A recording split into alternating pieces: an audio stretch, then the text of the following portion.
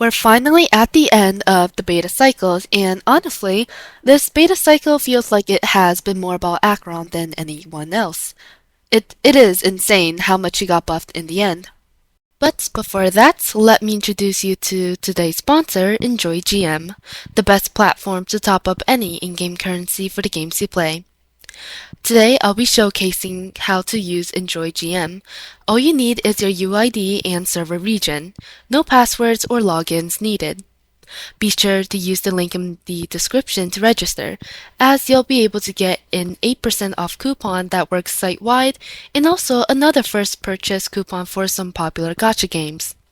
After your first order, you'll even unlock member-exclusive discounts, which means you'll get everything at an even cheaper rate, without losing any in-game perks like first top-up bonuses.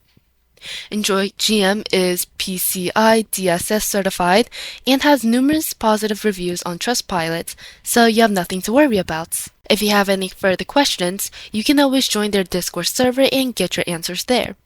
So, what are you waiting for? Click the link below to support my channel and save big today. Anyways, as you might have known in V3, Mortenax got his sustainless survivability nerfed pretty damn bad. You can still play him sustainless, but his sub-DPS capabilities are nuked, meaning half of his kit is pretty much dysfunctional in sustainless, which is the main way to play in most game modes. This didn't change in V4. In fact, nothing changed except for the E2, which got giga buffed, which I hope is a typo. However, we can actually make up for the fact that he doesn't do much damage anymore by running another Nihility to activate his trace for the extra ult's damage buff instead. This is because since his sub-DPS capabilities has been nuked to needing to save ults in case he dies, and not skilling in case he dies, his original trace of buffing self-damage is totally useless. So all in all, you either need to run a team with minimum 2 Nihilities, or you need to run a healer to use him at his fullest abilities. For anyone who wanted him to be a universal support, the dream is kinda dead since the V3 nerf. I didn't expect them to somehow make that the standard again. Now, people might think he's just a Jiaoqiu clone, but unlike Jiaoqiu, who is a 2.x character with 1.x levels of amp, this guy is a 4.x character with 4.x levels of amp. The buff he gave Acheron is so ridiculous that Acheron is now able to 6-cost 0 cycle the current king in check, which hard counters her bounce ults due to the flowers it spawn.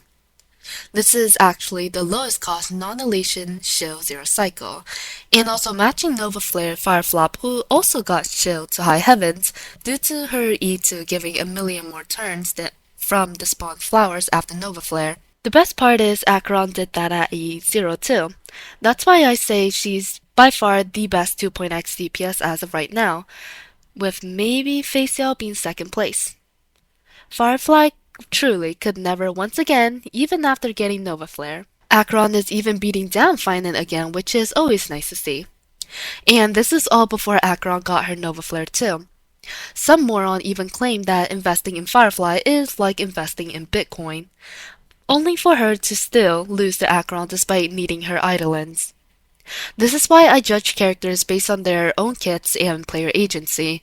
It doesn't matter how good someone's after-sales services are, because in the end, everyone will get some form of it, and the one with the better kits will win. In the end, I don't think Mortenax's increase is as high as DAHLIA for the DPS. That's obvious, but the reason he can bring Acheron to be better than Fireflop is because of Acheron's base kits. It's easier to multiply 10 to be 100 than multiply 1 to be 100. Very simple concept. This is why I also don't think in Elation Siren will do much for Silverwaste. After all, Caster's and Remembrance as a whole was already broken before Siren released. Lack of player agency or high floor, low ceiling syndrome is truly a death sentence for any DPS in this game. No after-sales service can change that. Because, after all, everyone have an opportunity to get after-sales service, but there's no fixing a lack of player agency. That's all for today, and I'll see you in the next one.